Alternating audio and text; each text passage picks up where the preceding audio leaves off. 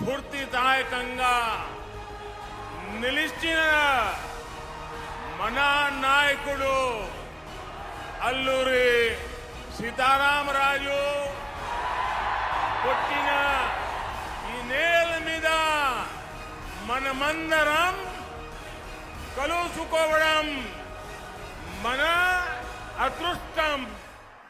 भविष्य की रणनीति तैयार।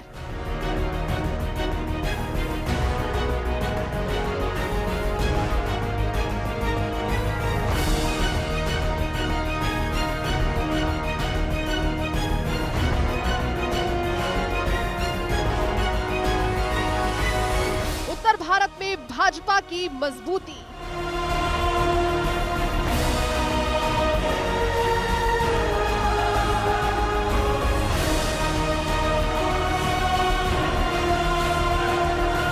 अब दक्षिण में कमल खिलाने की चुनौती। तेलंगाना बीजेपी ने आशीर्वादिने चटानिकी ఎంతో దూరం నుండి వచ్చిన ప్రతి కార్యకర్తకు సోదర సోదరి మనులకు మాతు ముత్తులకు నా నమస్కారం। बीजेपी की चाल, विपक्ष हुआ बेहाल। पूरे तेलंगाना का स्नेह यहाँ इस मैदान में ही सिमट आया है।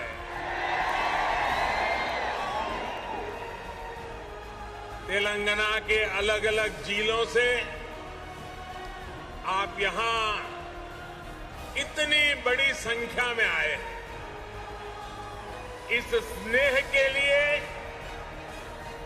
इस आशीर्वाद के लिए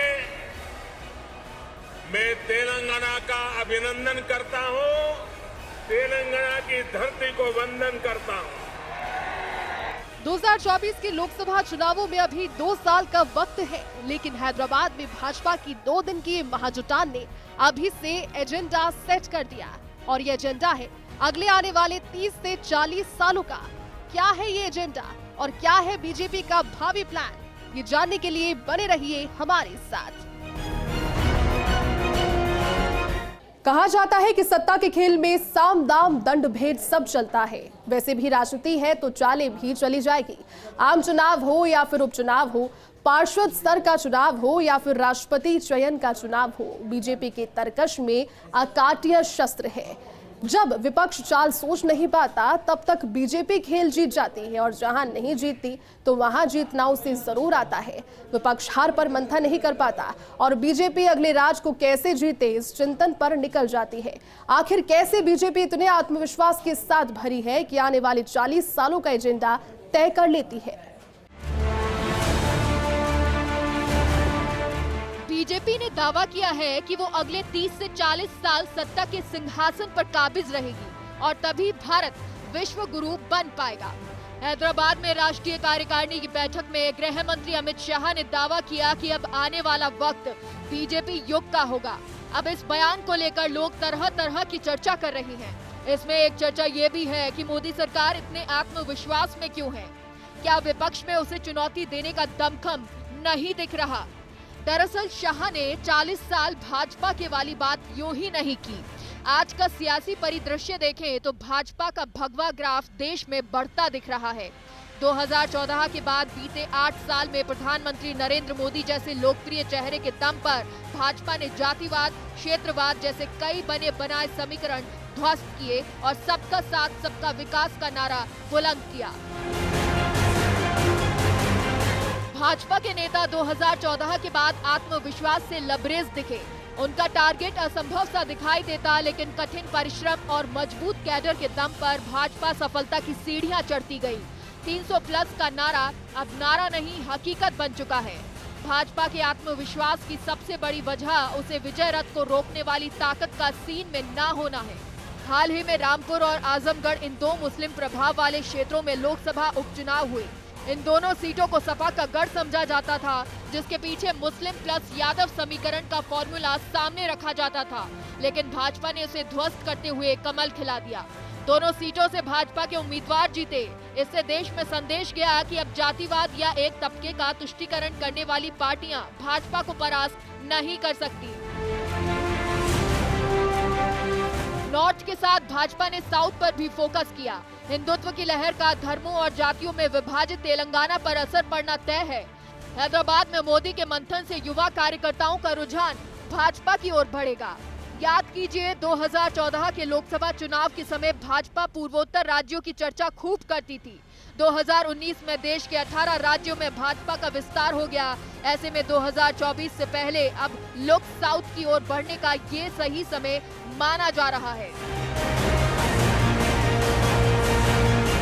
हैदराबाद में भाजपा की राष्ट्रीय कार्यकारिणी की बैठक में पीएम नरेंद्र मोदी ने पार्टी पदाधिकारियों को जीत का मंत्र देते हुए अल्पसंख्यक तक पहुंचने, तुष्टीकरण से तृप्तिकरण की ओर देश को ले जाने और अस्तित्व बचाने में लगी पार्टियों की गलतियों से सीख लेने की नसीहत दी।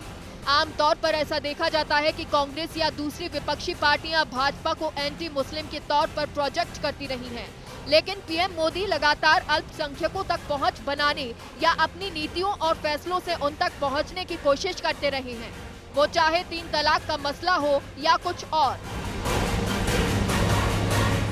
शाह को ये बात अच्छे से पता है कि उनका मिशन 2050 एजेंडा तभी कामयाब होगा जब विपक्ष कमजोर होगा। प्रमुख विपक्षी दल कांग्रेस सिमटती जा रही है। आज राजस्थान को छोड़कर किसी भी बड़े राज्य में उनकी सरकार नहीं है। विपक्षी एकजुटता की बात होती भी है तो अब एंटी बीजेपी के साथ क्षेत्रीय दल एंटी कांग्रेस मोर्चा बनाने की बात करने लगते हैं।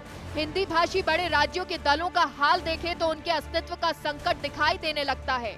दिल्ली में सरकार चला रही आम आदमी पार्टी ने अपने दम पर पंजाब की सत्ता भले ही हासिल कर ली हो, पर उसका राष्ट्रीय प्रभाव देखा जाना अभी बाकी है। दूसरी तरफ भाजपा पूर्वोत्तर से लेकर गुजरात तक, हिमाचल से लेकर दक्षिण तक अपना जनाधार मजबूत करती जा रही है। मोदी ने ये भी कहा, विपक्षी पार्टियों की स्थिति बहुत खराब है। हमें उनकी स्थिति से सीख लेनी है कि वे कौन सी बुराई और कमियां हैं जिनके कारण वे इतना नीचे आ गए, जनता से दूर होते गए और लगातार दूर होते जा रहे हैं। हमें उन चीजों से अपने आप को बचाए रखना है, क्योंकि हम अपने लिए नहीं बल्कि मातृभूमि के लिए काम कर रहे हैं। कांग्रेस सहित दूसरे विपक्षी दलों पर भाजपा तुष्टीकरण की राजनीति को बढ़ावा देने का आरोप लगाती रही है। हैदराबाद बैठक में भी ये मुद्दा प्रमुखता से उछला। पीएम मोदी ने कहा कि परिवारवाद और परिवारवादी पार्टियों से देश पूरी तरह से ऊब चुका है। बहरहाल हिंदुओं में गहरी पैठ के साथ अल्पसंख्यकों से जुड़ाव की कोशिश, राष्ट्रीय सुरक्षा और हिंदुत्व को प्राथमिकता देकर आगे बढ़ते हुए भाजपा को जिस तरह से सफलता मिल रही है, उसी ने 2050 वाला आत्मविश्वास उसे दिया है। युवा नेताओं की दूसरी कतार इस भरोसे को उम्मीद भी देती है कि मोदी शाह तक ही भाजपा नहीं रुकने वाली। उसने अपना मिशन कई दशक आगे तक बनाया है। Bureau report, first India news.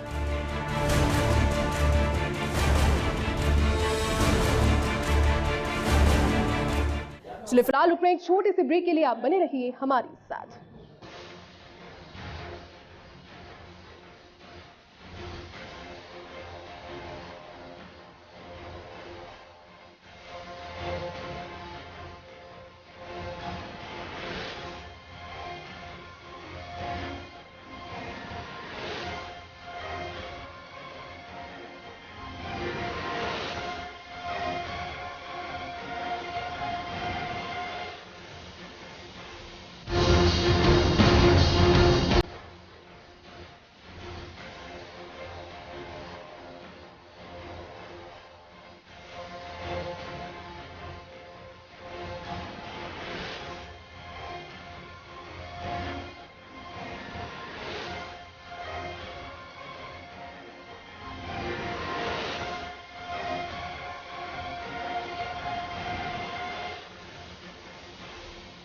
Hyderabad में बीजेपी की राष्ट्रीय कार्यकारिणी की बैठक हुई और इस बैठक के समापन सत्र में प्रधानमंत्री नरेंद्र मोदी ने हैदराबाद को भाग्यनगर कहकर संबोधित किया।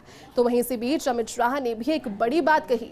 उन्होंने कहा कि आने वाले 30 से 40 सालों तक बीजेपी युग रहेगा। इसी के साथ योगी आदित्यनाथ ने भाग्य लक्ष्मी मंदिर में पूजा अर्चना कर बीजेपी का एजेंडा साफ कर दिया। बीजेपी ने कहा कि अगर 2023 में तेलंगाना सरकार आएगी तो सबसे पहले हैदराबाद का नाम बदलकर भाग्यनगर किया जाएगा। देखिए रिपोर्ट।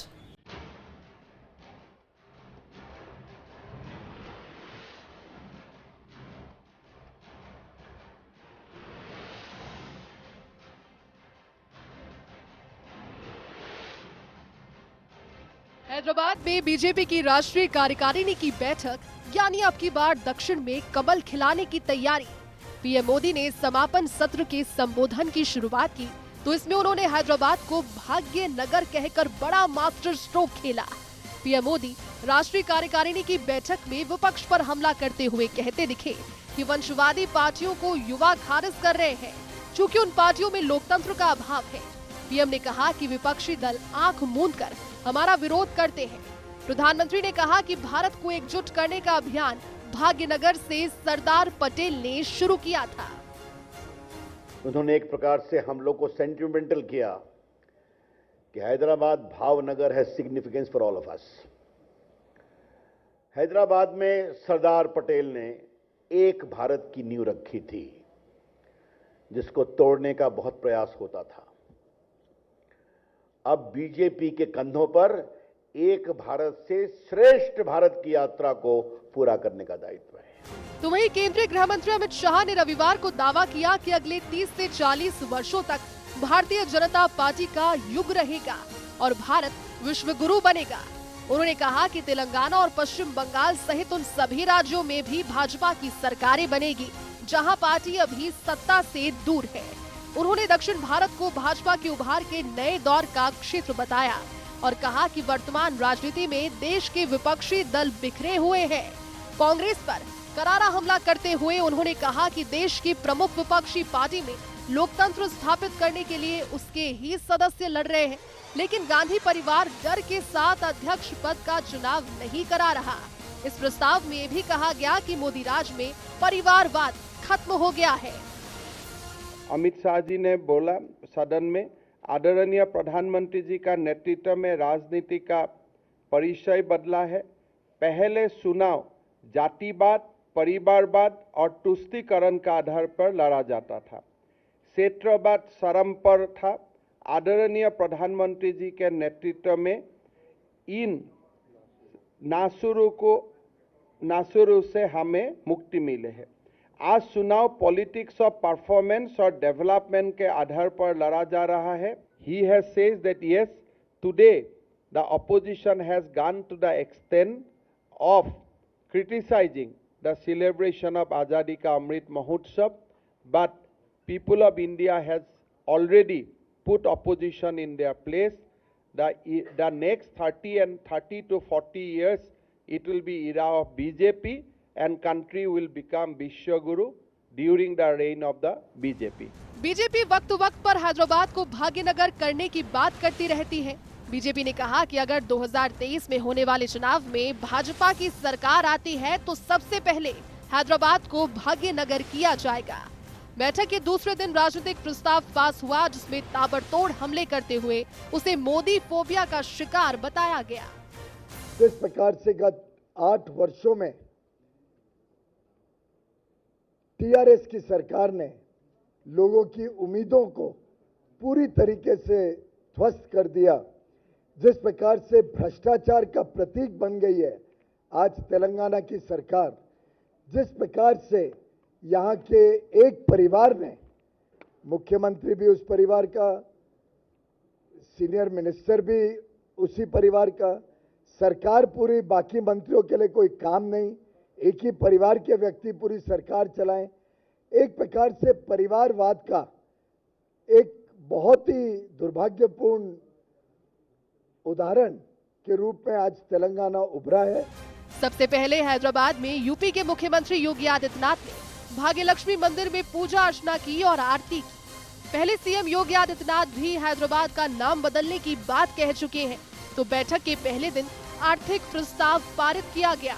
केंद्रीय शिक्षा मंत्री धर्मेंद्र प्रधान ने बताया कि इस बैठक में प्रधानमंत्री नरेंद्र मोदी के गवर्नेंस मॉडल की सराहना की गई। 2014 मई में एनडीए की नेता चुनने के उपरांत पहला भाषण की कमिटमेंट मेरे सरकार गरीबों के प्रति समर्पित रहेगा, महिला, युवा, आदिवासी, दलित, वंचित वर्गों के लिए समर्पित रहेगा, ऐसे वादा किया था।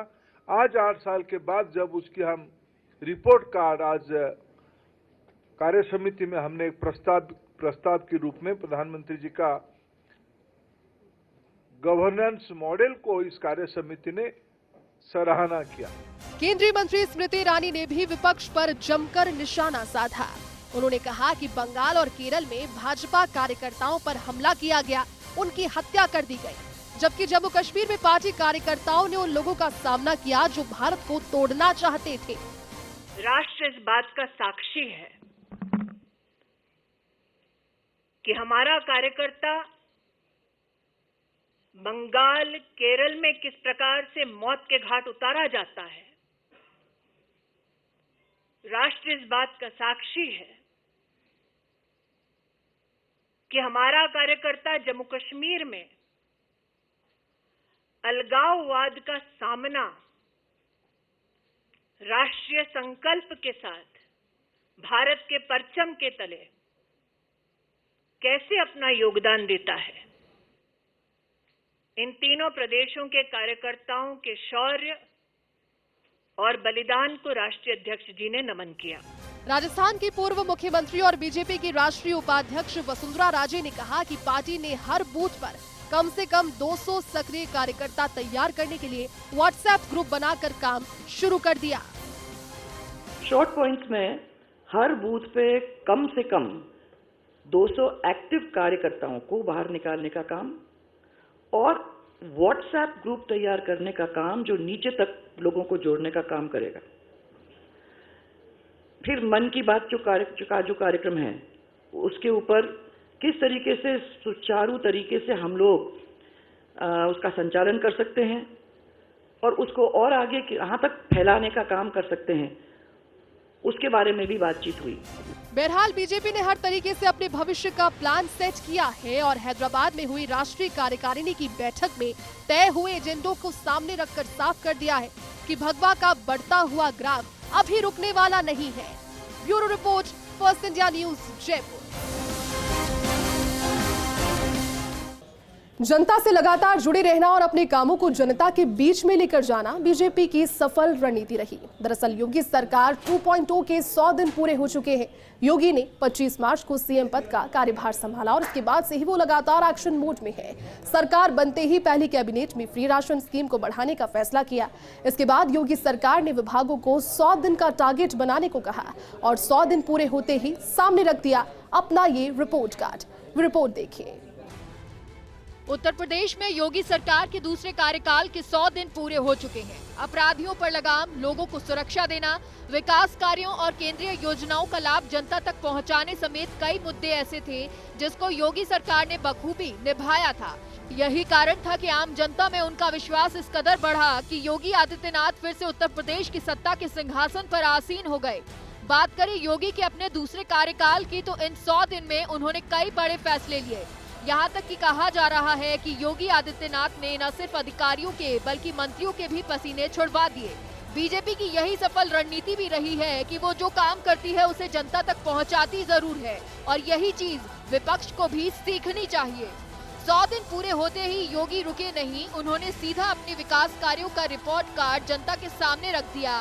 साथ ही भविष्य में 5 ट्रिलियन की अर्थव्यवस्था बनाने में यूपी के अहम योगदान की बात भी कही। दूसरा कार्यकाल जो हमें उत्तर प्रदेश की जनता जनार्दन ने दिया है, इस दूसरे कार्यकाल में एक नई उड़ान के साथ हम सब अपनी यात्रा को आगे बढ़ा रहे हैं। आदरणीय प्रधानमंत्री जी ने देश के लिए जो लक्ष्य निर्धारित किया है कि भारत की अर्थव्यवस्था 5 ट्रिलियन डॉलर की होगी,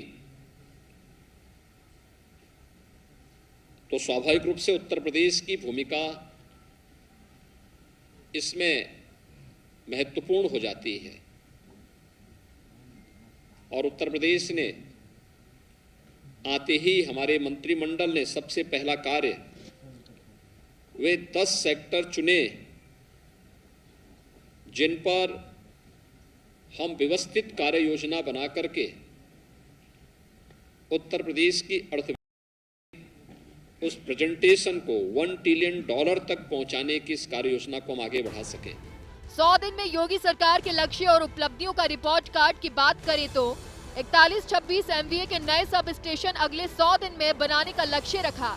बुंदेलखंड एक्सप्रेस वे को जल्द शुरू करने की तैयारी की जा रही है। वहीं बैंकों से 1 लाख उद्यमियों को ऋण दिलाने के लिए 3 महीने का लोन मेला आयोजित होगा। वहीं सामाजिक विकास के लिए योगी सरकार ने अगले 100 दिन में बेसहारा ट्रांसजेंडर व्यक्तियों की पहचान कर उनके पहचान पत्र बनाए जाने का लक्ष्य रखा है। मदरसा शिक्षा मोबाइल ऐप लॉन्च की तैयारी है।